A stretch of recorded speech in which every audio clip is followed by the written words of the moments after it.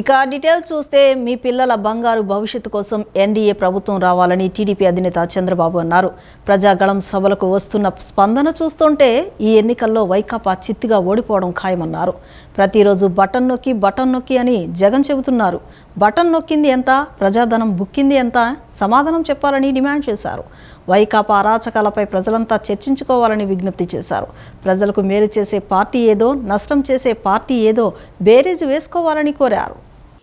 మార్కాపురంలో నిర్వహించిన ప్రజాగళం బహిరంగ సభలో టీడీపీ అధినేత చంద్రబాబు మాట్లాడారు. ఎక్కువ పేదరికం ఉండే డివిజన్ మార్కాపురం అని, నీరు ఇవ్వాలనే వెలుగొండకు భూమి పూజ చేసినట్లు తెలిపారు. తాము ఉంటే 2020కే ఈ ప్రాంతానికి సాగునీరు వచ్చేదని, వెలుగొండ పూర్తయితే 15 లక్షల ఎకరాలకు సాగునీరు వచ్చేదన్నారు. వెలుగొండలో పెండింగ్లో ఉన్న 20% పనులు పూర్తి చేయలేకపోయారని తెలిపారు. వెలుగొండ భూ నిర్వాసితులకు పరిహారం ఇచ్చారా? పూర్తి కాకుండానే ఆ ప్రాజెక్టును జగన్ ప్రారంభించారని చెప్పారు. తాము అధికారంలోకి వచ్చాక పోలవరం, వెలుగొండ ప్రాజెక్టులు పూర్తి చేస్తామని చెప్పారు. మార్కాపురం కేంద్రంగా కొత్త జిల్లా ఏర్పాటు చేస్తామని, రామాయపట్నం పోర్టుకు అన్ని వసతులు తెచ్చామని అన్నారు. వైఎస్ఆర్ కాంగ్రెస్ పార్టీ ప్రభుత్వం వచ్చాక పోర్టు పనులు ఆగిపోయాయని అన్నారు. 3 రాజధానుల పేరుతో 3 మొక్కలాట ఆడుతున్నారని, సంక్షేమ పథకాలను 1983లోనే ఎన్టీఆర్ ప్రారంభించారని తెలిపారు. జగన్ నవరత్నాల పేరుతో నవమోసాలు చేశారని, సంక్షేమ పథకాల పేరుతో 10 రూపాయలు ఇచ్చి 100 రూపాయలు దోచుకున్న జలగ ఈ ముఖ్యమంత్రి అని దుయ్యబట్టారు. 3 మొక్కలాట ఆడి అసలు రాజధాని లేకుండా చేసిన దుర్మార్గుడు ఈ ముఖ్యమంత్రి. నేను అందుకే మీ అందరిని ఒకటే కోరుతున్నా, నిన్న చూశారు ఈయన ప్రవర్తన. ఎన్నికలు వచ్చాయి, ఏం చెప్పాడు మీ అందరికీ? వెలుగొండ పూర్తి చేసిన తర్వాతనే ఓటు అడుగుతానని చెప్పాడా లేదా? చెప్పాడా లేదా? చెప్పాడు అంటే చేలిపైకెత్తండి. మొన్న వచ్చాడు. ఎవరికైనా ల్యాండ్ ఎక్విజిషన్ చేసినాక రైతులకు నష్టపరిహారం ఇచ్చాడా? మొన్న చూస్తే పరదాలు కట్టుకొని వచ్చి రిబ్బన్ కట్ చేసి పారిపోయాడు. ఇది న్యాయమాని మిమ్మల్ని అడుగుతున్నా. పూర్తిగాని ప్రాజెక్టు, నష్టహారి పరిహారం ఇవ్వని ప్రాజెక్టు, ఆర్ఎండ్ఆర్ ఇవ్వని ప్రాజెక్ట్ ని ఎవడైనా బుద్ధుండేవాడైతే ఇనాగరేట్ చేస్తాడు తమ్ముళ్ళు. అందుకే అపీల్ చేస్తున్నా, దేవుడు రాసిన స్క్రిప్ట్ ఇది. నేనే ఫౌండేషన్ వేసా, నేనే నీళ్లు ఇస్తా, నేనే మీ సమస్య పరిష్కారం చేస్తాను. అర్థమైంది రాజా అని అడుగుతున్నా. అర్థమైందా? ఏం మోసపోయారో మీరు? అదే జరిగింది. అందుకే చెప్తున్నా, ఆ నీరు తీసుకొస్తా, మీరందరూ ఆశీర్వదించండి. నదుల అనుసంధానం చేయాలని ముందుకు పోతే పోలవరం 72% పూర్తి చేశాను. దుర్మార్గుడు వచ్చి ఏజెన్సీ మార్చి పోలవరాన్ని గోదావరిలో కలిపేశాడు. అన్ని కష్టాలే. తమిళలో ఇప్పుడు ఒకసారి ఆలోచించండి. సమిక్షేమం అంటున్నాడు ఈ జగన్మోహన్ రెడ్డి. ఇది సముక్షేమం కాదు, బటన్ నొక్కుడు అంటున్నాడు. ఒట్టి బటనే ఇది. ఈ బటన్ కథలో ఒక్కసారి మీరు ఆలోచించుకోవాలి. 14-19లో సమిక్షేమానికి పెద్దపీట వేసిన పార్టీ తెలుగుదేశం పార్టీ. నేను అడుగుతున్నా, సమిక్షేమం అంటే గుర్తొచ్చేది ఏ పార్టీ, ఏ నాయకుడు? 83లో 2 రూపాయల కేజీ బియ్యం ప్రవేశపెట్టిన మహానాయకుడు ఎన్టీఆర్. నువ్వు బటన్ నొక్కానంటున్నావు. నీ బటన్ నొక్కుడు వల్ల 9 సార్లు కరెంటు ఛార్జీలు పెరిగాయి, అవునా కాదా?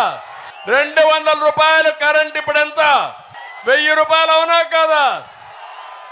ఈ బటన్ నొక్కే అసమర్థ ముఖ్యమంత్రి ఎందుకు నొక్కలేకపోయాడని అడుగుతున్నా. నువ్వు బటన్ నొక్కానంటున్నావు. నీ బటన్ నొక్కుడు వల్లనే పెట్రోల్ డీజిల్ పెరిగింది. 25,000 కోట్ల రూపాయలు మద్యపానాన్ని తాకట్టు పెట్టి అప్పు తెచ్చిన దుర్మార్గుడు ఈ జగన్మోహన్ రెడ్డి అని చెప్పి కూడా నేను మీకు తెలియజేస్తున్నా. వైకాపా కుట్రలు కుతంత్రాలను సమర్థవంతంగా ఎదుర్కోవాలని పార్టీ శ్రేణులకు జనసేన అధినేత పవన్ కళ్యాణ్ దిశానిర్దేశం చేశారు. పోలింగ్ ముగిసే వరకు క్షేత్రస్థాయిలో కలిసి పనిచేయాలని కోరారు. వర్మ త్యాగం గొప్పదన్న పవన్ ఆయన ఉన్నత స్థానంలో ఉండేలా చూస్తానని హామీ ఇచ్చారు. ఎన్డీఏ కూటమి అభ్యర్థులను గెలిపించాల్సిన బాధ్యత అందరిపై ఉందన్నారు. తన కోసం పిఠాపురం మాజీ ఎమ్మెల్యే వర్మ తన సీటు త్యాగం చేసి తన గెలుపుకు సహకరిస్తాననడం శుభపరిణామమన్నారు. కాకినాడ జిల్లా పిఠాపురంలో ఎన్డీఏ కూటమి కార్యకర్తలతో జనసేన అధినేత పవన్ కళ్యాణ్ నిన్న సమావేశమయ్యారు. తాను రాష్ట్ర ప్రజల కోసం తగ్గనని, చంద్రబాబు చాలా అనుభవజ్ఞుడని అన్నారు. అందరూ కలిసి రాష్ట్రాన్ని కాపాడుకోవాల్సిన అవసరం ఏర్పడిందన్నారు. చంద్రబాబుని జైల్లో పెట్టినప్పుడు తెలుగు తమ్ముళ్ల బాధ తనను కదిలించిందని చెప్పారు. టీడీపీ ఎంతో సమర్థవంతమైన పార్టీ అని, స్ట్రక్చర్ కలిగిన పార్టీని నడపడం అంత సులువు కాదన్నారు. జనసేన దగ్గర స్ట్రక్చర్ లేదు కానీ బలం ఉందని, ఆ బలం స్ట్రక్చర్ కలిసి ముందుకు వెళ్తేనే రాష్ట్రాన్ని కాపాడుకోగలమని పేర్కొన్నారు. ఒంటరిగా పోరాడి గెలిచే దమ్మున్న నాయకుడు వర్మ అని, కానీ రాష్ట్రం బాగుపడాలనే మంచి ఉద్దేశంతో ఆయన సీటు త్యాగం చేయటం శుభపరిణామమని అన్నారు.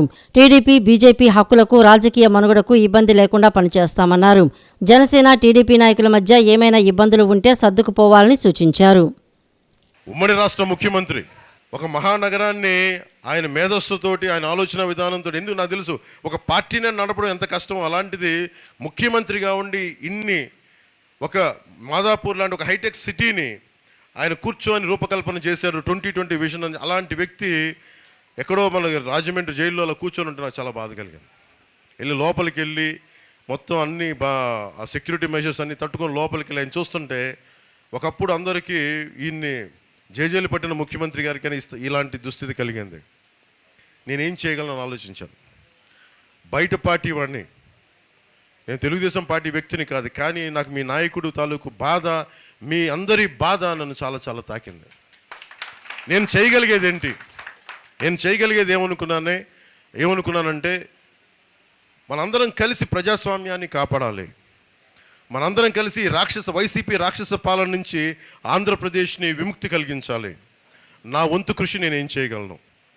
సహజంగానే ఇలాంటి పరిస్థితుల్లో ముఖ్యంగా మీ నాయకులందరికీ, తెలుగుదేశం నాయకుల మీ అందరికీ కూడా, సీనియర్లందరికీ తెలుసు, ఇలాంటి పొత్తులో ఆమ్ ట్విస్ట్ చేస్తారు. మాకు ఇన్ని సీట్లు కావాలి, మాకు ఇది కావాలి, అలా కండిషన్స్ పెట్టే పొత్తు ఉంటుంది ఎప్పుడు. నేను అవేం పెట్టుకోలేదు మనసులో. ముందు మీ నాయకుడు బయటికి రావాలి, చంద్రబాబు నాయుడు గారు బయటికి రావాలి అన్న ఒక్కటి తప్ప. ఎందుకంటే లెక్కలేసేవాడైతే వాడు పవన్ కళ్యాణ్ అవ్వడు. మనసుతో స్పందిస్తాను, మనకి తెలివితేటలతో స్పందించండి, మనసుతో స్పందిస్తాను. ఈ పెన్షన్స్ వస్తున్నాయి, అన్ని రకాల పెన్షన్స్ మేము 10 రూపాయలు ఇచ్చేవాళ్ళమే కానీ వాళ్ళ నుంచి లాగేసుకునే వాళ్ళం కాదు. కాదు మేము చేసేది ఏంటంటే అడ్డగోలుగా జేపీ వెంచర్స్ అని ఇసుకంతా కలిపి ఒక్కొక్క 2 కంపెనీలకి, మొత్తం లిక్కర్ అంతా 14 కంపెనీలకి, ఇవన్నీ వెళ్ళి అడ్డగోలుగా దోచేస్తూ ఉన్నారు. మద్యం, ల్యాండ్ మాఫియా, ఇది మనకి గంజాయి, ఇలా అడ్డగోలుగా దోచేస్తానికి వీళ్ళని ఆగాలంటే మన పొత్తు గెలవాలి, మనందరం నిలబడాలి. 40 రోజులు కరెక్ట్గా మండలం రోజులు దుర్గమ్మవారి పూజలాగా, రంజాన్ ఉపవాసాలుగా 40 రోజులు మనకు తీక్షణంగా కనుక మనందరం కలిసి మనలో పొరపచ్చాలు లేకుండా, మనకి కొట్టుకోకుండా, తిట్టుకోకుండా కలిసి కనుక మన ప్రభుత్వం వస్తుందని పనిచేస్తే మటుకు అందరం బాగుంటాం. వైకాపా రాక్షస పాలనలో ప్రజలంతా ప్రభుత్వ బాధితులేనని బీజేపీ రాష్ట్ర అధ్యక్షురాలు దగ్గుపాటి పురంధేశ్వరి విమర్శించారు. ఎన్నికల ముంగిట నా బీసీ అంటూ సీఎం జగన్ అబద్ధాలు ప్రచారం చేస్తున్నారని మండిపడ్డారు. నా బీసీ అనేది జగన్ పెదాలపై తప్ప గుండెల్లో లేదని దుయ్యబట్టారు. విజయవాడలోని బీజేపీ పార్టీ రాష్ట్ర కార్యాలయంలో జరిగిన ఓబీసీ మోర్చా రాష్ట్ర కార్యవర్గ సమావేశానికి రాష్ట్ర అధ్యక్షురాలు దగ్గుపాటి పురంధరేశ్వరి ముఖ్య అతిథిగా హాజరై ప్రసంగించారు. బీసీలపై కనీస సానుభూతి లేని ఈ ప్రభుత్వం, ఈ ముఖ్యమంత్రి కొనసాగడం అవసరమా అని ప్రశ్నించారు. రాష్ట్రంలో ప్రతి ఒక్కరిపైన 2 లక్షల రుణభారం ఉందన్నారు. ఇవన్నీ చాలవన్నట్టుగా సచివాలయం, రాష్ట్రంలో గనులు కూడా తనఖా పెడుతున్నారని విమర్శించారు. పైగా ప్రభుత్వ ఆస్తులు తనఖా పెట్టకూడదని రాజ్యాంగంలో ఎక్కడైనా ఉందా అని ఎదురు ప్రశ్నిస్తున్నారని మండిపడ్డారు. మద్యం నియంత్రణ అని చెప్పి ఏరులై పారించారని ధ్వజమెత్తారు. ముఖ్యమంత్రి గారు వేదిక మీదకి వచ్చి నా బీసీలు అని చెప్పి గుండెలు కొట్టుకోవటం కాదు, నీ గుండె నిజంగా బీసీల కోసం కొట్టుకోవాలి. కానీ నీ గుండె చప్పుడులో ఎక్కడా కూడా బీసీలకి ఆ ప్రాధాన్యత కావచ్చు, లేకపోతే వారి పట్ల ఒక రకమైనటువంటి సానుభూతి అనేది లేనటువంటి నేపథ్యంలో నిజంగా ఈ ప్రభుత్వం కొనసాగాల, ఆ ముఖ్యమంత్రి ఉండాలా అక్కడ. అది కేవలం బీసీలనే కాదు, రాష్ట్రంలో చూసినట్లయితే రాష్ట్రాన్ని అధోగతి పాలు చేసినటువంటి పాలన ఇవాళ రాష్ట్రంలో ఉంది. అప్పుల ఊబిలోకి నెట్టివేశారు. 12.5 లక్షల కోట్ల రూపాయల అప్పు భారం ఇవాళ ప్రతి తెలుగువాడి నెత్తిన ఉన్నది. అంటే కేవలం మన బిడ్డలు కాదు, వారికి పుట్టేటువంటి బిడ్డల తల మీద కూడా ఇప్పుడు ప్రతి ఒక్కరికి 2 లక్షల అప్పు భారం ఉంది. ఇప్పుడు ఇది చాలదన్నట్టు సెక్రటేరియట్ని, రాష్ట్రం ఉన్నటువంటి గనుల్ని కూడా ఇవాళ మేము తనఖా పెడతామని చెప్పి, అంటే వాళ్ళ పార్టీ నాయకుడు ఒక ఆయన అన్నాడులేండి, రాజ్యాంగంలో రాశారా ఎక్కడన్నా ప్రభుత్వ ఆస్తులు తనఖా పెట్టకూడదని చెప్పి ఒక వైఎస్ఆర్సీపీ నాయకుడు మాట్లాడతాడు. అసలు ప్రజాధనంతో ప్రజలు కట్టేటువంటి ట్యాక్స్ మాధ్యమంగా మీరు అక్కడ సెక్రటేరియట్ని నిర్మాణం చేసిన తర్వాత దాన్ని తనఖా పెట్టే అధికారం అసలు మీకెవరిచ్చారు? పెన్షన్లు అందిస్తున్న వాలంటీర్లపై కక్ష కట్టారని మాజీ మంత్రి పేర్ని నాని దుయ్యబట్టారు. సీఎం జగన్ పేదలకు మేలు చేసేందుకు వాలంటీర్లను తెచ్చారని, చంద్రబాబుకు వాలంటీర్ల వ్యవస్థ అంటే గిట్టదన్నారు. పేదలకు మంచి చేసే ఏ పని చంద్రబాబు నాయుడికి నచ్చదని మండిపడ్డారు. మాజీ మంత్రి పేర్ని నాని నిన్న మీడియాతో మాట్లాడారు. పెన్షన్ సౌకర్యాన్ని ఆపేందుకు చంద్రబాబు అనుకో ప్రయత్నించారని, సీఎం జగన్ పాలన చూసి ప్రతిపక్షాలకు భయం పుడుతోందన్నారు. పాలనలో సేవలను అడ్డుకోవాలనేదే చంద్రబాబు సిటిజన్ ఫర్ డెమోక్రసీ రాజకీయ ప్రేరేపిత సంస్థ అని, చంద్రబాబు దిగజారిన రాజకీయ నాయకుడు అని మండిపడ్డారు. వాలంటీర్లు అంటే చంద్రబాబు, పవన్ పురంధరేశ్వరులకు గిట్టదన్నారు. వాలంటీర్లను కొనసాగిస్తామంటూ ఒకవైపు చెబుతున్నారు, మరోవైపు వాలంటీర్ల వ్యవస్థను నిర్వీర్యం చేసేందుకు కుట్రలు చేస్తున్నారంటూ పేర్ని నాని దుయ్యబట్టారు. పవన్ కూడా ఇష్టం వచ్చినట్లు మాట్లాడుతున్నారని అన్నారు. భీమవరంలో ఉంటారంటూ గత ఎన్నికల టైంలో పవన్ చెప్పారని, తనను ఎమ్మెల్యేగా గెలిపించాలని వేడుకుంటున్నాడని అన్నారు. ఎమ్మెల్యే అయితే చాలని పవన్ అనుకుంటున్నాడని అన్నారు. సీఎం జగన్ ప్రభుత్వమే వస్తుందని కూటమికి అర్థమైందని, ఎంతమంది కలిసొచ్చినా జగన్ మళ్లీ సీఎం అవడం ఖాయమని పేర్కొన్నారు. తెల్లవారక ముందే వారి ఇంటి ముంగిట్లో వారి చేతిలో పడేటువంటి డబ్బుల్ని ఈ రోజున ఏ స్థితికి తీసుకొచ్చారు అంటే, వాలంటీర్ల మీద ఒక పక్క కడుపులో కక్ష, వారు ఈ రాష్ట్ర రాజకీయాల్ని మార్పు చేస్తారేమో, జగన్మోహన్ రెడ్డి గారి పట్ల ప్రజల ప్రేమని జగన్ మీద మరింత పెంచే విధంగా కృషి చేస్తారేమని భయం ఒక పక్క.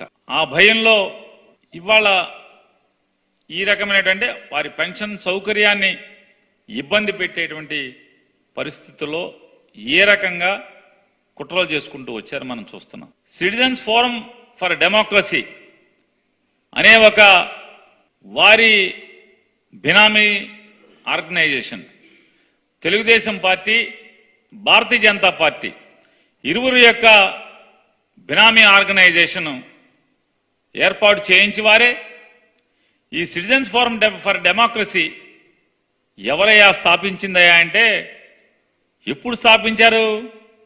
ఆంధ్రప్రదేశ్ రాష్ట్ర ఎన్నికలు దగ్గర పడుతున్న తరుణంలో చంద్రబాబుకి అత్యంత సన్నిహితుడు, ప్రీతిపాత్రుడు, ఆయన అధ్యక్షుడు. సెక్రటరీ గారు నిమ్మగడ్డ రమేష్ కుమార్ గారు, ఇక మనకు ఆయనకి నిమ్మగడ్డ రమేష్ కుమార్ గారంటే మనం చెప్పక్కర్లా.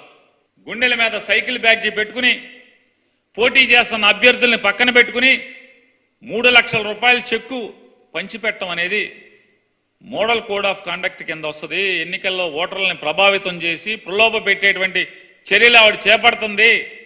రాష్ట్ర ఎన్నికల అధికారికి వైఎస్ఆర్ కాంగ్రెస్ పార్టీ అర్జీ ఇస్తే, పిటిషన్ ఇస్తే దాని మీద ఇంతవరకు ఆవిడకి నోటీస్ వెళ్ళలేదు. ప్రత్యక్ష రాజకీయాల్లో ఉండాలని ఎప్పటినుంచో తనకు కోరిక ఉండేదని, అది ప్రస్తుతం నెరవేరబోతుందని బీజేపీ పశ్చిమ నియోజకవర్గ అభ్యర్థి సుజనా చౌదరి పేర్కొన్నారు. ప్రస్తుతం రాష్ట్ర రాజకీయాల్లో ప్రత్యక్షంగా పాల్గొనడం ద్వారా ప్రజలకు సేవ చేసే అవకాశం ఏర్పడుతుందన్నారు. ఏప్రిల్ 5న కనకదుర్గ గుడి నుంచి ప్రచారం ప్రారంభిస్తారని చెప్పారు. అసంతృప్తిగా ఉన్న వారిని కలుపుకొని బుజ్జగించి ముందుకు వెళతానని తెలియజేశారు. భవానీపురంలో ఏర్పాటు చేస్తున్న ఎన్నికల కార్యాలయాన్ని బీజేపీ పశ్చిమ నియోజకవర్గ అభ్యర్థి సుజనా చౌదరి నిన్న రాత్రి పరిశీలించారు. ఈ సందర్భంగా మాట్లాడుతూ, విజయవాడ పశ్చిమ నియోజకవర్గం నుంచి బీజేపీ తరపున పోటీ చేసే అవకాశం రావడం సంతోషంగా ఉందన్నారు. టీడీపీ అధినేత చంద్రబాబు 2 సార్లు రాజ్యసభకు పంపారని, కేంద్ర రాజకీయాలపై అవగాహన పెంచుకోవడం జరిగిందన్నారు. ప్రస్తుతం రాష్ట్ర రాజకీయాల్లో ప్రత్యక్షంగా పాల్గొనడం ద్వారా ప్రజలకు సేవ చేసే అవకాశం ఏర్పడుతుందన్నారు. నియోజకవర్గంలో అనేక అభివృద్ధి పనులు చేయడానికి అవకాశం లభించబోతోందని పేర్కొన్నారు. ప్రజలకు మెరుగైన సేవలు అందించేందుకు కృషి చేస్తారని, ఆ నమ్మకం తనకు ఉందని అన్నారు. ఏప్రిల్ 5వ తేదీన కనకదుర్గమ్మ గుడి నుంచి ప్రచారం ప్రారంభిస్తారని చెప్పారు. అసంతృప్తిగా ఉన్న వారిని కలుపుకొని బుజ్జగించి ముందుకు వెళ్తానని తెలిపారు. బీజేపీ విజయవాడ పార్లమెంటు మాజీ అధ్యక్షుడు బబ్బూరి శ్రీరామ్ పుట్టినరోజు వేడుకలో ఆయన పాల్గొని కేకు తినిపించారు. విజయవాడ పశ్చిమ నియోజకవర్గంలో నాకు ఈ అవకాశం వచ్చినందుకు ఎంతో సంతోషిస్తూ ఉన్నాను. డెఫినెట్గా విజయవాడ పశ్చిమ నియోజకవర్గం అంటే ఎప్పటి నుంచో నేను ప్రత్యక్ష రాజకీయాల్లో కంటెస్ట్ చేయాలని ఆలోచిస్తూ ఉంటే నాకు ఇదివరకు ఎప్పుడు అవకాశం రాలా, నేను రాజకీయాల్లో చేరినప్పటి నుంచి.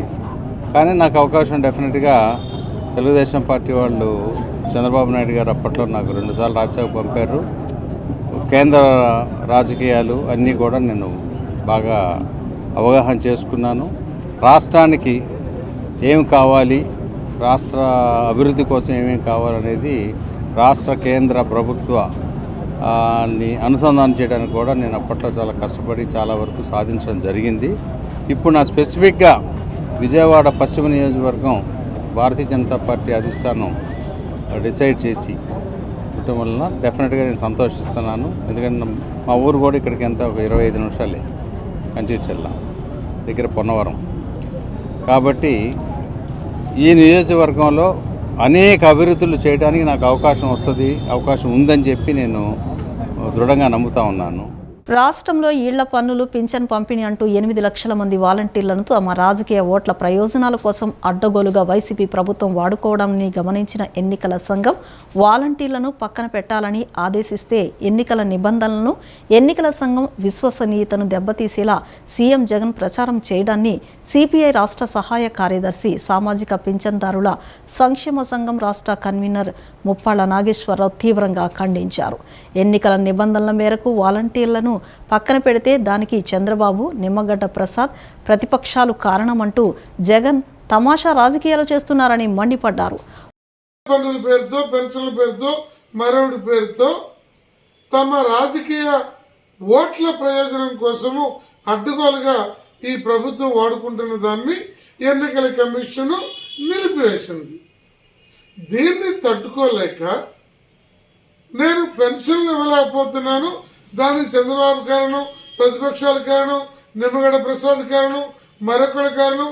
ఇదే నడిపోయా ప్రభుత్వానికి నీ ప్రతి చోట సచివాలయాలు ఉన్నాయి, నీ ఎండిఓ ఆఫీసులు ఉన్నాయి, బోల్డంత సిబ్బంది ఉంది.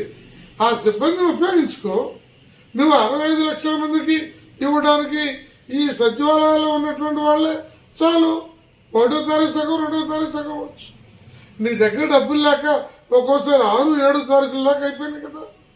అందువల్ల ఇదంతా సోది మాటలు, తప్పుడు మాటలు కాకుండా ఇవాళ 1వ తారీఖు అయితే 2వ తారీఖు వస్తుంది.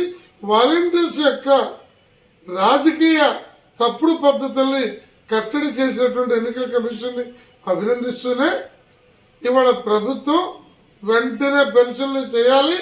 పెన్షన్లు ఇవ్వటం ఈ పేరుతో 4వ తారీఖు, 5వ తారీఖు దాకా కనుక కాలయాపన చేస్తే 1, 2 తారీఖులు చూసి 3వ తారీఖు పెన్షన్ల అసోసియేషన్, సిపిఐ, ప్రజా సంఘాలు ఎక్కడికక్కడ ఆందోళన చేపడతాయని చెప్పి ఈ సందర్భంగా తెలియజేస్తూ, జగన్మోహన్ రెడ్డి నిజానికి మేము సంవత్సరం క్రితం అడిగాం, రోజు 200 చొప్పున 600 పెన్షన్లు ఇవ్వమన్నాం, భార్యాభర్త అర్హత వయసు ఉంటే 2కి ఇవ్వమన్నాం, వికలాంగులకి 7,000 ఇవ్వమన్నాం.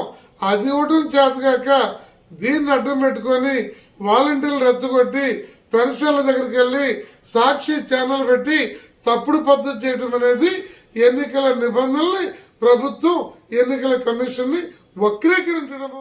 సీఎం జగన్మోహన్ రెడ్డి పింఛన్దారులను రెచ్చగొడుతున్నారని టీడీపీ పొలిట్ బ్యూరో సభ్యులు బొండా ఉమామహేశ్వరరావు ఆరోపించారు. జాతీయ ఎన్నికల కమిషన్ పింఛన్ సొమ్మును వాలంటీర్లు డోర్ టు డోర్ డెలివరీ చేయకూడదని చెప్పిందన్నారు. ఇదే అదనుగా చూసుకొని జగన్మోహన్ రెడ్డి పింఛన్దారులను రెచ్చగొడుతున్నారని ఆరోపించారు. లబ్ధిదారులు తమ ఆధార్ కార్డు, పింఛన్ కార్డులతో సచివాలయాల వద్దకు వచ్చి పింఛన్ను తీసుకోవచ్చునని సిర్ఫ్ అధికారులు చెప్పారన్నారు. మొగల్రాజపురంలోని తన నివాసంలో టీడీపీ పొలిట్ బ్యూరో సభ్యులు బోండా ఉమామహేశ్వరరావు నిన్న సాయంత్రం విలేకరుల సమావేశం నిర్వహించారు. సమావేశంలో ఆయన మాట్లాడుతూ పింఛను అందించడానికి వాలంటీర్లు తప్పితే ప్రభుత్వం దగ్గర ఏ అధికారులు లేరా అని ఆయన ప్రశ్నించారు. రాజకీయ ప్రయోజనాల కోసం సభలకు జనాలను తీసుకురమ్మని వాలంటీర్లను వాడుకుని వదిలేశారని పేర్కొన్నారు. టీడీపీ ప్రభుత్వం అధికారంలోకి వచ్చాక వాలంటీర్లను పర్మినెంట్ చేస్తామని, మెరుగైన జీతాలు ఇస్తామని చంద్రబాబు నాయుడు ప్రకటించిన తర్వాత జగన్మోహన్ రెడ్డికి ఈ దుర్బుద్ధి పుట్టిందని దుయ్యబట్టారు. ఒక్కో సచివాలయంలో 10 మంది అధికారులు ఉన్నారని, ఒక్కో తహసీల్దార్ వద్ద వీఆర్ఓలు, జూనియర్ అసిస్టెంట్లు ఇలా 30 మంది వరకు ఉన్నారని తెలిపారు. పంచాయతీ అధికారులు ఉన్నారని గుర్తు చేశారు. వీరందరినీ ఉపయోగిస్తే ఇంటి దగ్గరే పింఛన్లు ఇవ్వవచ్చని సూచించారు. ఎన్నికల కమిషన్ నిర్ణయానికి టీడీపీకి సంబంధం ఏమిటని జగన్మోహన్ రెడ్డిని ప్రశ్నించారు. నీ రాజకీయ ప్రయోజనాల కోసం వైసీపీకి ఓటేయమని చెప్పి, నీ సభలకి జనాల్ని తోలమని చెప్పి వాలంటీర్లని వాడుకుంటున్నావు. ఇప్పుడు వాడుకొని వాలంటీర్లని వదిలేశావు. రేపు మా ప్రభుత్వం, కొత్త ప్రభుత్వం వచ్చినాక వాలంటీర్ని పర్మనెంట్ చేస్తాం, అట్లాగే వాళ్ళకి మెరుగైనటువంటి జీతాలు ఇస్తామని చెప్పి చంద్రబాబు నాయుడు గారు ప్రకటించిన తర్వాత జగన్మోహన్ రెడ్డికి దుర్బుద్ధి పుట్టింది. నేను అడుగుతా ఉన్నా ఇవాళ జగన్మోహన్ రెడ్డి ప్రభుత్వాన్ని, నీ దగ్గర అనేక మంది అధికారులు ఉన్నారు. ఒక్కొక్క సచివాలయంలో 10 మంది అధికారులు ఉన్నారు. ఒక్కొక్క ఎంఆర్ఓ దగ్గర విఆర్ఓలు కానీ, జూనియర్ అసిస్టెంట్లు కానీ 25-30 మంది వాళ్ళు ఉన్నారు. విఏఓలు ఉన్నారు. అన్ని చోట్ల కూడా పంచాయతీ అధికారులు ఉన్నారు. వీళ్ళందరినీ ఉపయోగిస్తే పింఛన్దారులకి ఇంటి దగ్గరే పింఛన్లు డోర్ డెలివరీ చేయొచ్చు. కావాలని తన రాజకీయ ప్రయోజనాల కోసం వైసీపీ ప్రభుత్వం, జగన్మోహన్ రెడ్డి ప్రభుత్వం ఈ రోజున పింఛన్దారులకి ఇబ్బందులు పెడుతున్నారు, వాలంటీర్ వ్యవస్థను మిస్యూజ్ చేస్తున్నారని వాళ్ళు న్యూట్రల్ ప్లాట్ఫామ్ నుంచి వాళ్ళు ఒక కంప్లైంట్ ఇస్తే ఈసీ యాక్షన్ తీసుకుంది. ఈసీ తీసుకున్న దానికి ఎవరికి సంబంధం లేదు, ఇంకెవరికి దాన్ని కాదనే అధికారం లేదు. తీసుకున్నటువంటి ఈ నిర్ణయాన్ని వెనక్కి తీసుకోమని వాలంటీర్లు లేకపోతే విఆర్ఓలతోనో, విఏఓలతోనో, సచివాలయ సెక్రటరీలతోనో, సచివాలయ అడ్మిన్లతోనో పింఛన్లని డోర్ డెలివరీ చేయాలని తెలుగుదేశం పార్టీ ఎలక్షన్ కమిషన్ గాని కలుస్తున్నాం. వైకాపాలో ఉన్న అభివృద్ధి నిరోధకాల తీరుతో తాను విరక్తి చెంది ఆ పార్టీని వీడినట్లు జనసేన, టీడీపీ, బీజేపీ కూటమి మచిలీపట్నం లోక్సభ అభ్యర్థి వల్లభనేని బాలశౌరి వెల్లడించారు. ప్రధానంగా స్థానిక ఎమ్మెల్యే పెన్ని నాని లాంటి వారు అడుగడుగున అభివృద్ధికి అడ్డుపడ్డారన్నారు. ప్రజలకు అవసరమైన భవనాల విషయంలో అడ్డుపడి వైకాపా కార్యాలయాలను మాత్రం ప్రభుత్వ స్థలాల్లో ఆగమేఘాల మీద నిర్మించేశారన్నారు. కూటమి లోక్సభ అభ్యర్థిగా ప్రకటించిన తర్వాత వల్లభనేని బాలశౌరి నిన్న తొలిసారిగా మచిలీపట్నం వచ్చారు. టీడీపీ కృష్ణా జిల్లా అధ్యక్షుడు, మాజీ ఎంపీ కొనకళ్ళ నారాయణను మర్యాదపూర్వకంగా కలిశారు.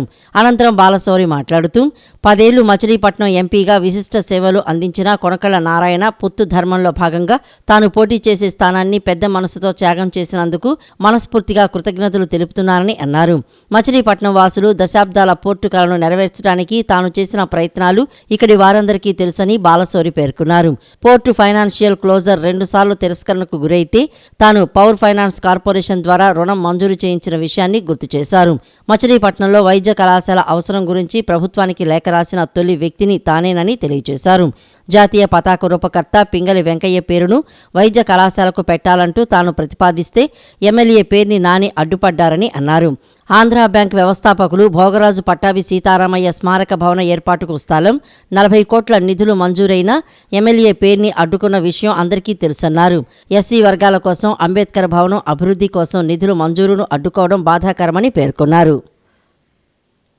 సో గౌరవ ముఖ్యమంత్రి ఆ రోజు నేను ఆ పార్టీలో ఉన్నాను కాబట్టి జగన్ గారే నన్ను పిలిచి ఇది చేయాలంటే నేను చేశాం. అవన్నీ మనం ఏదో దాని గురించి గొప్పలు చెప్పుకోవటం కాదు, కానీ అది నా బాధ్యత, నాకు చేతనంత వరకు నేను చేశాను.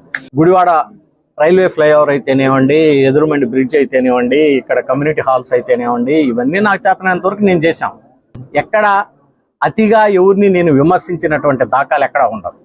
అలా అని అతిగా విపరీతంగా పొగట్టం అనేది ఒక వ్యక్తిని అనేది నా దగ్గర ఉండదు. నాకు తెలిసిందల్లా అభివృద్ధి చేయటం. డాక్టర్ భోగరాజు పట్టాభి సీతారామయ్య మెమోరియల్ ఆయన మన మచిలీపట్నానికి సంబంధించి ఆంధ్ర బ్యాంక్ని దాదాపు 100 సంవత్సరాల కిందట స్థాపించినటువంటి వ్యక్తి. ముఖ్యమంత్రి గారి చేత 2 ఎకరాల స్థలాన్ని కేటాయించి, అలాగే Andhra bank, union bank of India 2 మధ్య అయినాయి కాబట్టి వాళ్ళ ద్వారా తీసుకొచ్చి ఆ చైర్మన్ కూడా తీసుకొచ్చాను నేను, రాజకిరణ్ రాయ్ గారు. ఆ స్థలాన్ని చూసాం, అన్ని చేశాం. కానీ ఏం జరిగింది అనేటువంటిది మీ అందరికీ తెలుసు.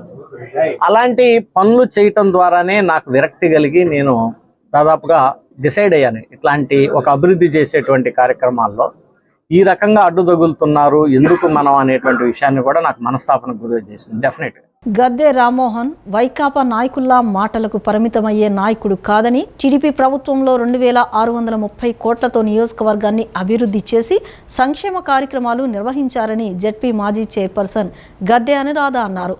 వైకాపా నాయకుల మాయమాటలు ప్రజలు నమ్మే పరిస్థితిలో లేరని అన్నారు. తూర్పు నియోజకవర్గం 13వ డివిజన్లో స్థానిక టీడీపీ, జనసేన, బీజేపీ నాయకులతో కలిసి జెడ్పీ మాజీ చైర్పర్సన్ గద్దె అనురాధ నిన్న సాయంత్రం ఎన్నికల ప్రచారం నిర్వహించారు. వచ్చే ఎన్నికల్లో ఎమ్మెల్యేగా గద్దె రామ్మోహన్ని, ఎంపీగా కేశినేని శివనాథ్ చిన్నిని గెలిపించాలని కోరారు. టీడీపీ రాష్ట్రంలో అధికారంలో ఉన్నా లేకపోయినా తూర్పు నియోజకవర్గంలో అభివృద్ధి, సంక్షేమ పథకాలు ఆగకుండా గద్దె రామ్మోహన్ తన సొంత నిధులతో చేశారని చెప్పారు. తూర్పు నియోజకవర్గంలో ఎమ్మెల్యే గద్దె రామ్మోహన్ గెలుపొందడమే కాకుండా రాష్ట్రంలో కూడా చంద్రబాబు నాయుడుని ముఖ్యమంత్రిని చేసుకోవాలని అన్నారు.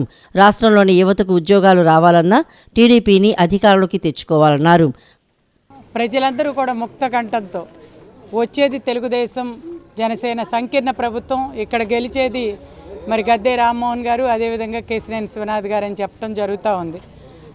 ఇవాళ వాళ్ళు ఎన్ని మాటలు చెప్పినా మాటలు అనవసరం, మనకిక్కడ చేతలే ముఖ్యం. దాదాపుగా మన తెలుగుదేశం ప్రభుత్వంలో 2360 కోట్ల రూపాయలతో అభివృద్ధి చేసిన ఘనత మరి ఈ రోజున కళ్ళెదురుగా ఉంది. కేవలం ఎక్కడో ఒక రోడ్డు, 2 రోడ్లు వేసి మరి నేను ఇదేశాను అదేశాను అని వేలు పెట్టి చెప్పుకోవటానికి ఇదేం చిన్నపిల్లల ఆట ఏం కాదు. మన దగ్గర మరి 5 సంవత్సరాలలో తెలుగుదేశం ప్రభుత్వంలో ఏదైతే అభివృద్ధి చేశామో అవన్నీ కూడా కళ్ళకు కట్టినట్లుగా అక్కడ సమాచార హక్కు కేంద్రంలో తీసుకున్నా ఎవరికైనా కనబడతాయి. మరి ఇన్ని రకాలుగా రోడ్లు, మరి ఇవన్నీ కూడా డ్రైనేజ్, అండర్ గ్రౌండ్ డ్రైనేజీల దగ్గర నుంచి, మరి నీళ్ళ ట్యాంకుల దగ్గర నుంచి, కమ్యూనిటీ హాల్స్, ఇలా ప్రతి ఒక్కటి కూడా కట్టించిన ప్రభుత్వం ఎక్కడ ఏ అవసరం ఉందో, మరి రిటైనింగ్ వాల్ కానివ్వండి, ఆ తర్వాత మరి ఈ డ్రైన్ వాటర్ పోవటానికి, వర్షం పడిన వాటర్ పోవటానికి స్ట్రాంగ్ వాటర్ ప్రాజెక్టుకి కానీ నిధులు అనేది కేటాయించడం జరిగింది. మరి ఈ ప్రభుత్వం అధికారంలోకి వచ్చిన తర్వాత వీళ్ళకి దాని విలువలు కూడా తెలియని పరిస్థితి. మరి అవి కొన్ని కనీసం కంటిన్యూ చేయాలనే ఆసక్తి కూడా లేని ప్రభుత్వం ఈ ప్రభుత్వం. మరి ఏదో 1-2 వేసి మేము వేసామని చెప్పుకోవడానికి నిజంగా అసలు మీకు రాజ్యాంగబద్ధత గల ఏదైనా ఒక పదవి ఉందా అని చెప్పి మేము ప్రశ్నిస్తూ ఉన్నాం. ఇవాళ వైఎస్ఆర్ పార్టీ నాయకులు, విజయవాడలో ఉన్నటువంటి నాయకులు, మరి వాళ్ళు ఏం మాట్లాడారో అన్ని అబద్ధాలు చెప్తా ఉన్నారు. ఇవాళ రిటైనింగ్ వాళ్ళు జగన్మోహన్ రెడ్డి కట్టాడా? ఇది తెలుగుదేశం పార్టీ ఆధ్వర్యంలో 2014వ సంవత్సరంలో నారా చంద్రబాబు నాయుడు గారు 450 కోట్ల రూపాయలు కేటాయించి 2015వ సంవత్సరంలో 2.5 కిలోమీటర్లు మరి రామలింగేశ్వర, కనకదుర్గ, మన ఇక్కడ యనమల కుదురు నుంచి గీతానగర్ కట్ట వరకు కూడా మరి తెలుగుదేశం ప్రభుత్వం హయాంలో పూర్తి చేయడం జరిగింది. అప్పుడు పార్లమెంటు సభ్యులు కేశినేని నాని గారు కాదా? మరి ఆ రోజున ఉన్నటువంటి పార్లమెంటు సభ్యులు ఇవాళ గద్దె రామ్మోహన్ రావు గారిని ఆదర్శంగా తీసుకోండి, నేను కూడా గద్దె రామ్మోహన్ రావు గారిని ఆదర్శంగా తీసుకుని పనిచేస్తున్నా ఉన్నాను ఈ నియోజకవర్గంలో అని ఎన్నోసార్లు కేశినేని నాని గారు చెప్పారు. ఇవాళ పార్టీ మారగానే ఇవాళ గద్దె రామ్మోహన్ రావు గారు చేదైపోయారా నీకు? ఇవాళ పార్టీ మారగానే చంద్రబాబు నాయుడు గారు చేదైపోయారా? కృష్ణా జిల్లా గన్నవరం నియోజకవర్గంలో వైసీపీ ఎమ్మెల్యే అభ్యర్థి వల్లభనేని వంశీ నిన్న ఎన్నికల ప్రచారాన్ని నిర్వహించారు. విజయవాడ రూరల్ మండలం రామర్పాడు, ఏలూరు కాలు కట్ట ఏరియాలో గడప గడపకు వెళ్లి ప్రచారాన్ని నిర్వహించారు. వైసీపీ పాలనలో చేసిన అభివృద్ధి, సంక్షేమ కార్యక్రమాలను వివరిస్తూ కరపత్రాలు పంపిణీ చేశారు. రాబోయే ఎన్నికల్లో 2 ఓట్లు ఫ్యాన్ గుర్తుకు వేయాలన్నారు. ప్రచార కార్యక్రమంలో మహిళలు, వైసీపీ నాయకులు, సానుభూతి పరులు భారీగా తరలివచ్చారు. Admission arrow PP Savani university సంయుక్త ఆధ్వర్యంలో ఈ నెల 7వ తేదీన నగరంలోని A+ కన్వెన్షన్ సెంటర్లో అడ్మిషన్ ఎక్స్పో 2024 నిర్వహిస్తున్నట్లు admission arrow foundation Venkat Ketiboyina తెలిపారు. ఎక్స్పోకు విద్యార్థులకు ఉచిత ప్రవేశం కల్పిస్తున్నట్లు ప్రకటించారు. ఎక్స్పోలో పాల్గొనే విద్యార్థులకు ₹1,00,000 వరకు స్కాలర్షిప్ లభిస్తోందని, ఈ అవకాశాన్ని విద్యార్థులు సద్వినియోగం చేసుకోవాలని ఆయన కోరారు. బందర్ రోడ్డులోని ఒక హోటల్లో ఏర్పాటు చేసిన విలేకరుల సమావేశంలో అడ్మిషన్ యారో ఫౌండర్ వెంకట్ కేతిపోయిన నిన్న విలేకరుల సమావేశం నిర్వహించారు. ఎడ్యుకేషన్ ఎక్స్పోకు సంబంధించిన బ్రోచర్ను ఆవిష్కరించారు. ఈ సందర్భంగా అడ్మిషన్ యారో ఫౌండర్ కేతిపోయిన వెంకట్ మాట్లాడుతూ ఏప్రిల్ 7న కన్వెన్షన్ సెంటర్లో ఉదయం 9 గంటల నుంచి రాత్రి 8 గంటల వరకు ఎక్స్పో జరుగుతుందన్నారు. 100 యూనివర్సిటీల ప్రతినిధులు ఈ ఎక్స్పోలో పాల్గొంటారని చెప్పారు. Engineering, MBA, BBA, architecture, designing, MTech, MCA చదివే విద్యార్థులు ఈ ఎక్స్పోలో పాల్గొనవచ్చని ఆయన సూచించారు. విదేశాల్లో చదువుకునే విద్యార్థులకు సలహాలు, సూచనలు ఇవ్వడంతో పాటు ఉద్యోగ అవకాశాలు కల్పించడమే తమ లక్ష్యమన్నారు. స్టూడెంట్స్కి ఏవైతే కావాలో అడ్మిషన్స్ అవ్వచ్చు, లేకపోతే కెరియర్ గైడెన్స్ అవ్వచ్చు, కౌన్సిలింగ్ అవ్వచ్చు, వాళ్ళకి కావాల్సిన బ్యాంక్ లోన్ సపోర్టు, ఇదంతా ప్రతి స్టూడెంట్కి వాళ్ళకి కావాల్సిన వాళ్ళ రేంజ్ని బట్టి, అంటే వాళ్ళ అకాడమిక్ దీన్ని బట్టి, అలాగే వాళ్ళ ఫైనాన్షియల్ బడ్జెట్ని బట్టి అన్ని రకాల యూనివర్సిటీస్ని ఒక చోట తీసుకొచ్చి ఇండియాలోనే ఎవరు చేయని విధంగా PP Savani university and admission యారోతో పాటు ఫ్యూచర్ కేర్ గ్రూప్ కూడా కలిసి చేయడం జరుగుతుంది. వాళ్ళకి వీలైనంత వరకు తక్కువ ఫీ స్ట్రక్చర్లు ఇవ్వడం జరుగుతుంది. జనరల్గా మేము డిఫరెంట్ యూనివర్సిటీస్ అని అందరూ అంటారు. ఈ యూనివర్సిటీ యొక్క మేజర్ ఉద్దేశం ఏంటంటే వాళ్ళు CSR యాక్టివిటీస్ కింద మన తెలుగు స్టూడెంట్స్కి దాదాపుగా ₹1,00,000 వరకు ప్రతి స్టూడెంట్కి స్కాలర్షిప్ ఇవ్వడం జరుగుతుంది. అనంతరం PP Savani university trustee Sneh Sawani మాట్లాడుతూ ఎడ్యుకేషన్ ఎక్స్పోకు విచ్చేసే విద్యార్థులకు ₹2,500 విలువ చేసే వెల్కమ్ కిట్ ఉచితంగా అందజేస్తామన్నారు. ఈ ఎక్స్పోను విద్యార్థులు సద్వినియోగం చేసుకోవాలని కోరారు. ఎక్స్పోలో పాల్గొనదలిచిన విద్యార్థులు వారి పేర్లను రిజిస్టర్ చేసుకోవాల్సిందిగా సూచించారు. As sir mentioned, 100% placements are already been given to the students with the highest package of 24 lakhs per annum, where children are going to all over the world, Australia, England, USA, and lots of students are going and coming back and working in India as well, in South India. A lot of Gujarat students are also coming and studying and working in South India right now. All of this together, we think with the contribution of this entire team, we can make PP Savana University the premier institute for any student that from Andhra Pradesh, if he wants to come and is thinking of coming to study in Gujarat, then I think so PP Savana University can become the most premier institute with the help of all of these people sitting over here. విలేకరుల సమావేశంలో future care group MD Manoj Manyatodi, PP Sanani university registrar Satish Berdar, AO Sankit Gupta తదితరులు పాల్గొన్నారు.